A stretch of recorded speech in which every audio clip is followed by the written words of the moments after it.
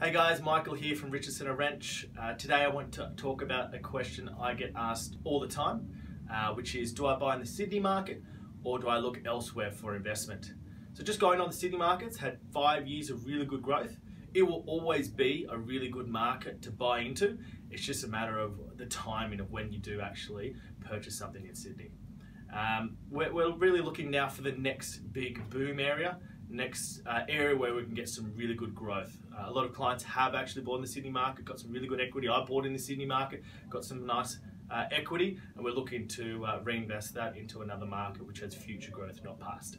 At the moment, just to give you a bit of insight, I personally bought into the Brisbane market. I've gone for what we call the infill sort of house and land market, where you get a house close to the Brisbane CBD, so within about a 15 to 20 kilometre radius in an existing suburb, and you get an asset that you can buy a new house and land for about $650,000 that you will yield about 4.5%, or about $550 to $600 a week. The suburb I went for was Wynnum. It's gone through about 11% growth in the last 12 months, which is really good and really healthy. Another sort of strategy you can go for is go for the apartment market in Melbourne, which I've done as well, which was Brunswick.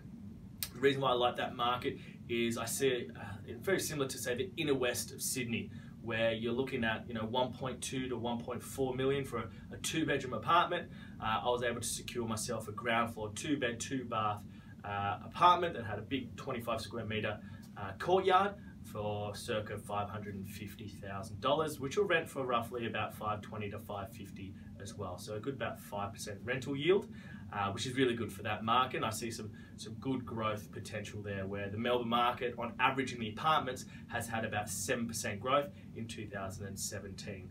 So there's a huge now disparity between that housing market and the apartment market. So some growth to be made.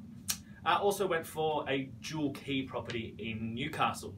So dual key is 2 properties joined to the hip. There was a 4-bedroom 2-bathroom and a 2-bedroom 1-bathroom. That cost me circa $700,000 in a place called Cameron Grove or Cameron Park in Newcastle, which is about 25-30 minutes from the CBD.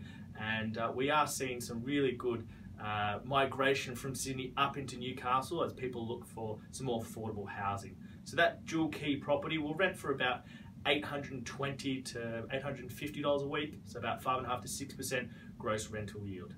So there's some really good markets out there to get stronger rental yields, get some future growth potential.